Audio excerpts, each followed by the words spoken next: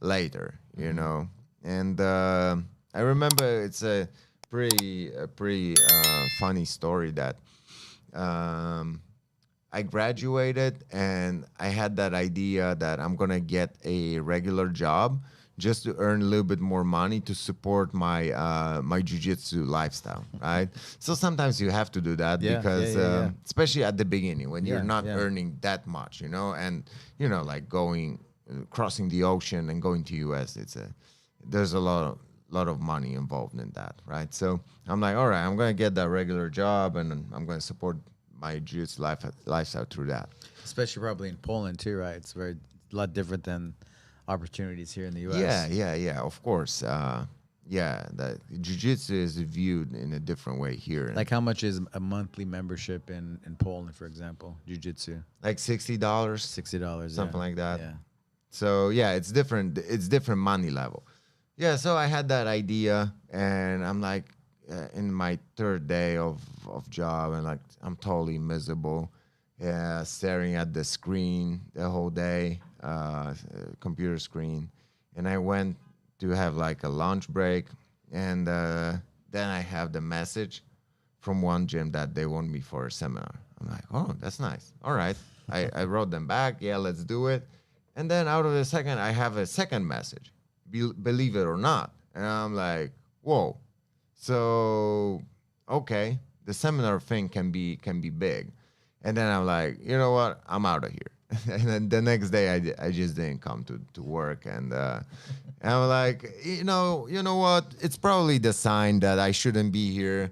I should just put more focus in jujitsu and Yeah, just like focus on seminars as well, like how you teach and like there's certain amount of skill you need to have to teach like a good seminar as well. So I was like, all right, that's a sign. I'm out of here, and I stick to jujitsu. And going back to your question, like my parents when they saw that I'm doing pretty well, they get some comfort in that, and at some point I legalize everything. I open my company and I run all my like jujitsu income through my company. So they see like, oh, it's a legit business. All right, he's gonna be fine. But it's hard to blame them because like again, coming from a traditional family, it's not a model of lifestyle that they can understand, and they're not gonna be against it because they're against it and they want to mold you in like in a shape that fits them. It's more like they're just concerned if you're gonna be able to make it. They don't want you to like end up on the street or something like that, so they're just concerned. So I guess it's probably not an easy thing for any family when yeah. their kid is coming and telling them that he wants to do something like this. But not only jujitsu, but maybe like if you want to be like a, I don't know, like artist, musician, and like standing on the side and looking at the any kind of like music industry, jujitsu industry, and whatever.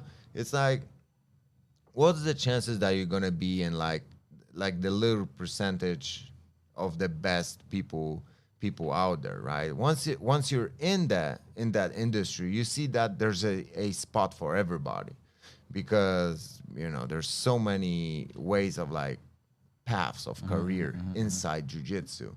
But yeah, when you're standing on the side, there's probably just like one thing that you see, like becoming a world champion, and that's it.